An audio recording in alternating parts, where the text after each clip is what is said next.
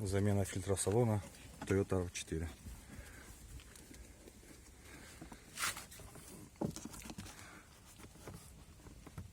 Делаем все быстро и аккуратно.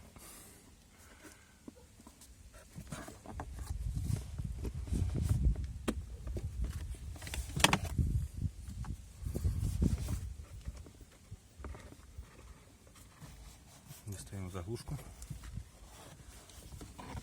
Сам чистый фильтр. Какой чистенький. Ставим новый.